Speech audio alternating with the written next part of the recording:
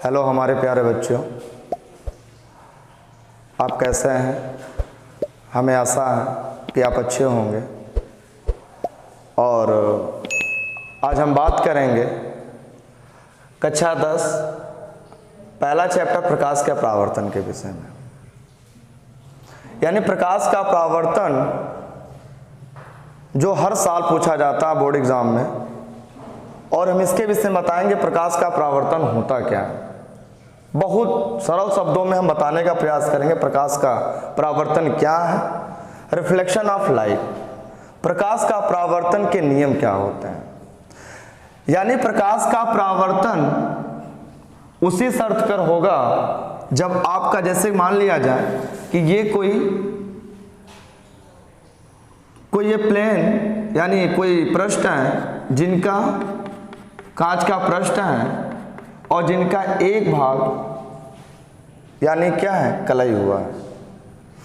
यदि इस पर कोई भी प्रकाश हम क्या करेंगे, लेके जाएंगे, ड्रॉ करेंगे, तो इस रे को, इस किरण को कहते हैं आपतित किरण।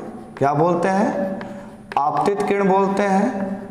और उतने यानी जिस एंगल से आता है, जिस कोण से आता है, और जब इस किसी समतल पृष्ठ या परावर्तक तल, यानी ये जो होता है इसको बोलते हैं परावर्तक तल बोलते हैं।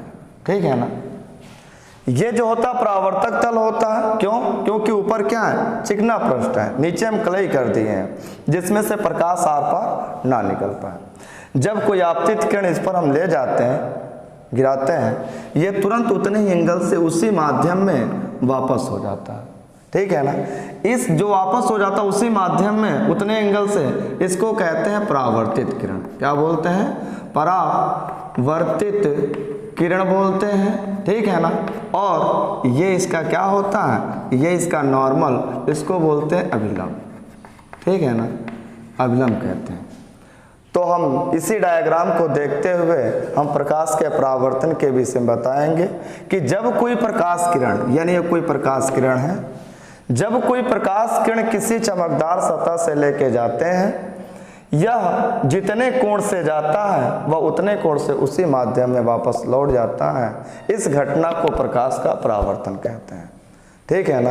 यानी जितने एंगल से जाएगा वो उसी माध्यम में उतने एंगल से वापस हो जाएगा। इसके दो नियम होते हैं। यानी इसके दो नियम होते हैं। कौन कौन सा होता है? नंबर 1 नियम क्या होता है, समझते रहिएगा।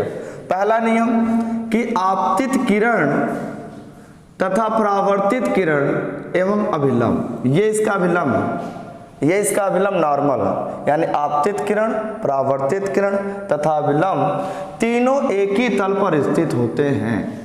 ठीक है ना। तीनों एक ही तल पर होगा। देखिए ये वाला रे, ये और ये दो, तीनों रेखाएं एक ही बिंदु पर जाके मिल रहा है। तो हम कह सकते हैं कि आपतित किरण तथा परावर्तित किरण तथा अभिलंब तीनों एक ही तल पर स्थित होते हैं। ओके। तो पहला नियम हमारा ये हो गया। ठीक है ना। अपने शब्दों में लिख सकते हैं कि आपतित किरण, परावर्तित किरण तथा अभिलंब तीनों एक ही तल पर स्थित होते हैं। जो ये वाला कोण होता है इसको आपतन कोण बोलते हैं। यानी आई जो होता है, आई, ये आपका आपतन कोण हो जाएगा, इसको बोलते हैं आपतन कोण। ठीक है ना।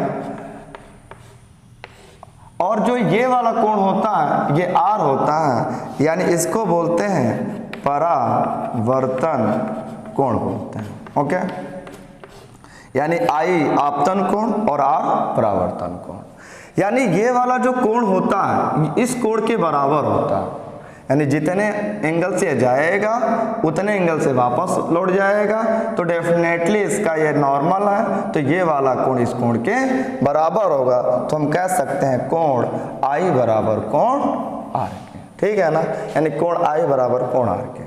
तो फिर से आप समझ लेंगे कि प्रकाश का परावर्तन तभी संभव होगा जब एक भाग, यानी ये फर्स्ट भाग माध्यम हो गया, यानी फर्स्ट मीडियम, और ये हो गया सेकेंड मीडियम। ठीक है ना।